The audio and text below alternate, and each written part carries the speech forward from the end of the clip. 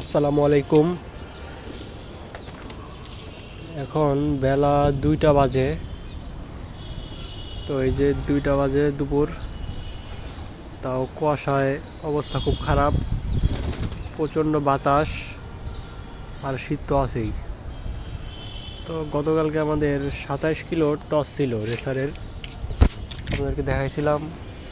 তো ওই জায়গায় টসে কবুতর সংখ্যা ছিল 5টা। আমার সারা লফটের ভিতরে রেসার কবুতর আছেই 5টা, ওই 5টারই দিছিলাম টসে। তো এর ভিতরে দেখাইছিলাম গতকালকে যে 3টা কবুতর আসছে, 2টা আসে নাই।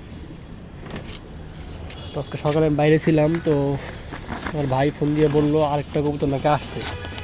তো ওইটারই দেখতে আসলাম যে কোনটা আসছে আসলে।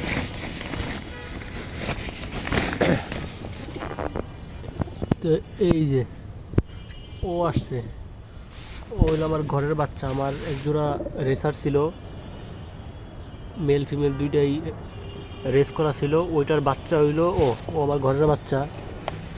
তো কন্ডিশন যেহেতু সারা রাত বাইরে ছিল আর ঠান্ডা প্রচণ্ড, তাই কন্ডিশন তেমন একটা ভালো মনে হইতেছে না। ধরে দেখতে হবে আসলে যে কী অবস্থা ওর। আর এই যে বাকি 3জন যারা গতকালকে আসছিল 27 কিলো টস থেকে,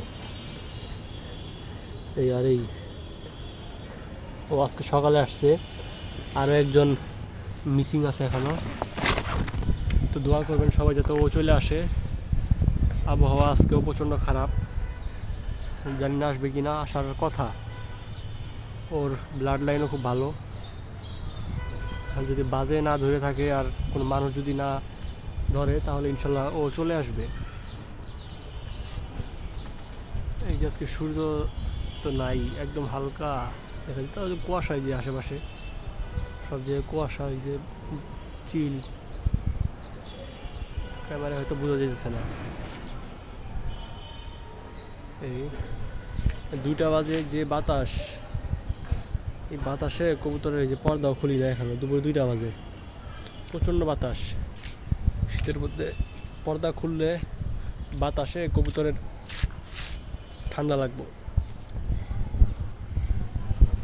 শুধুমাত্র খাবার দেওয়ার সময় বিকালে পর্দা খুলবো, পর্দা বন্ধই থাকবে। তো একজন এখনো মিসিং, আল্লাহ ভালো জানে কই আছে ও। আশা আছে যে ও হয়তো চলে আসবে, আর না আসলে তো কিছু করার নাই। তবে ওটা খুব ভালো কবুতর, ওর পেডিগ্রিও আছে, কিন্তু এখনও আসে নাই।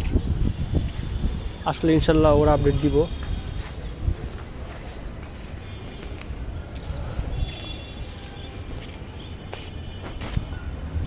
জালালি কবুতর দেখেন, আমার বাসার আশেপাশে প্রচুর জালালি কবুতর, এই যে বিল্ডিংয়ের চিপা চাপা এইসব জায়গায় জালালি কবুতর। এখানে একটা দেখে মনে হয় রেসার, সবজি কালার, ফ্লাইংও প্রায় রেসারের মতোই, কিন্তু এগুলো সব দেখেন, এগুলো সব হচ্ছে জালালি কবুতর।